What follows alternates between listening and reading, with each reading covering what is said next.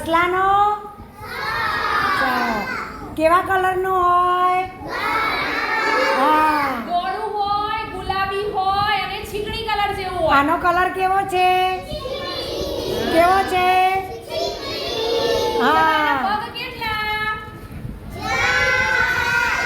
એના પગ કેટલા?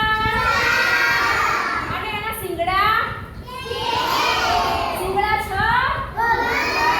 ના. કાન છે. શું છે?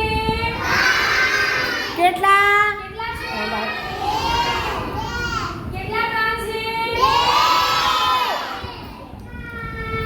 અને પૂંછડી?